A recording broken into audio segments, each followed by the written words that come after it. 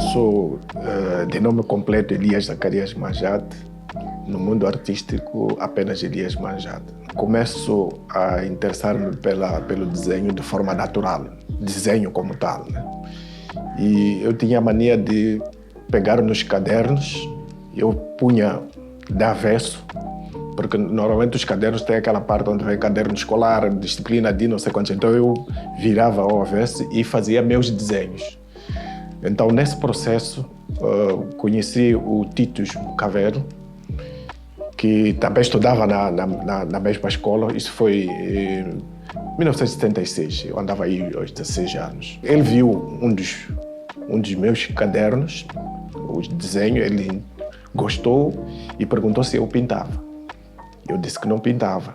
E ele ofereceu-se para me ensinar a pintar, porque ele já pintava nessa altura. No princípio até eu gostava só de desenhar, mas pintura para mim parecia qualquer coisa muito complicada. Mas em 1980 eu fui para Nampula e por acaso também o Titus foi também para Nampula e ficamos na mesma turma. O Instituto Pedagógico ficava mais ou menos a uns 14 quilômetros fora da cidade. Então aquilo era mato. Então, o único divertimento que tinha foi interessar-me um pouco mais das pinturas. Então, é daí que nasce o bichinho das pinturas. Eu costumo pensar assim, se eu não pintasse, seria um tagarela. Então, estaria sempre a falar, sempre a discutir, sempre... Então, para não fazer isso, eu ponho as coisas na tela.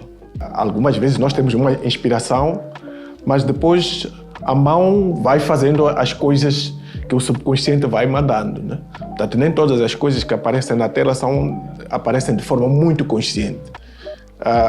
Eu tenho uma forma de pintar em que, quando vou iniciar, eu ponho 3, 4 cores em 4 pontos e misturo. A mistura vai aparecer automaticamente. Então, no fim, quando olho para aquilo, então a própria tela é que me sugere. Quando estou a pensar uma coisa, faço essas misturas, a pensar em algo, então vejo esse algo, então é só ir fazer os contornos. Então, por isso que algumas coisas acabamos olhando, uau, eu não tinha pensado nisso, como é que apareceu aqui? Então, se é um elemento que nos interessa, ou que me interessa, vou realçá-lo. Se não me interessa, então vou tirar, não faz sentido. Pois, o Amanhissa nasceu em Maputo, no bairro de Xamanculo, que é um bairro com uma riqueza cultural extremamente forte. Eu me lembro dos momentos de vários grupos culturais que exibiam danças tradicionais.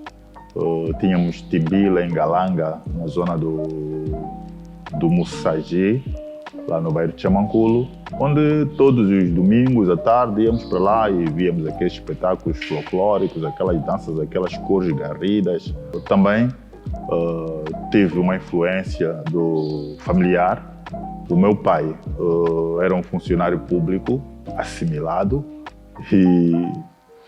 mas também durante os finais de semana, quando ele tivesse tempo, produzia cestos a partir de palha. E dava uma coloração, fazia pigmentos da palha para produzir aqueles artefatos ali assim. Depois estudei, fiz o ensino preparatório na Noroeste 2, na Noroeste 1, não tinha Noroeste 2 na altura, na Noroeste 1, e o caminho que eu usava passava em frente à casa do grande mestre Malangatana. Então também isso acabou influenciando, foi me inspirando. Com o lápis lá em casa fui riscando e penso que a minha ligação a esta coisa que se chama arte e pintura deve vir daí. Mais tarde encontrei-me com o Titus Mucabel em Nampula, o Elias Manjate. Então o Titus, que era um indivíduo um artista já andado, mais andado do que nós, criamos juntos lá em Nampula um pequeno ciclo de interesse onde fomos desenvolvendo essas habilidades. Vim a Maputo em 86, na altura havia uma forte atividade artística no Núcleo da Arte, no Museu da Arte. As portas estavam muito escancaradas para qualquer um que quisesse produzir. Mais tarde apareceu o David Njove, entre outros workshops que foram ocorrendo por lá, pelo Núcleo de Arte. Vi o David Njove a trabalhar o metal e isso acabou mexendo comigo e a partir daí também comecei a mexer algumas coisas usando o metal. As obras de Amanhissa têm podemos encontrar lá uma expressão muito forte. Para além do movimento, encontramos a expressão facial. Os olhos, a boca, o nariz e a posição da cabeça. Portanto, penso que estas expressões exprimem exatamente aquilo que é o meu sentimento. Naquele momento em que estou produzindo esta obra, provavelmente a retratar algum momento de angústia, um momento de alegria, e essas coisas ficam lá vincadas. Marcos Fuca, nome artístico de Arthur Valente Matavé, nascido em Maputo, mas crescido em Magude. A infância dos 0 aos 10 anos foi em Magude. Eu tive um irmão mais velho, falecido já, que me influenciou a gostar da arte. E o Marcos nasce exatamente no ano de 1980, quando ele falece. Então, decidi, bom, Marcos são as marcas que ele fazia e Fuca de ressuscitar, no sentido de que as marcas dele não vão morrer. Depois do meu ensino primário, fui ao ciclo preparatório, como era antigamente, e havia atividades da Mocidade Portuguesa. E havia vários círculos de interesse. Fui ao círculo de interesse de desenho que aprendi algumas coisas que até agora são úteis. Por exemplo, a obra que me deu a menção honrosa foi uma das coisas que eu aprendi lá. Começou daí. O processo criativo, para mim, acontece partindo de reflexões sobre a vida e procurando esvaziar as complicações que tenho na cabeça para entender alguns fenômenos. Esta obra, por exemplo, tinha outra também. Esta acho que é a globalização. Contribuiremos com sangue para a globalização. Nós precisamos de deixar de ter medo de sermos cidadãos do mundo. Este mundo nos pertence também. Essa é uma das razões que eu escolhi trabalhar um pouco com a tatuagem Maconde, com a inspiração da tatuagem Maconde, porque acho que é uma contribuição que o mundo, aliás, que Moçambique pode dar ao mundo. Então, vamos contribuir. Não é para contribuir com sangue, sermos carne de canhão ou irmos matar-nos. Não. Vamos contribuir com cultura. Vamos contribuir com coisas boas.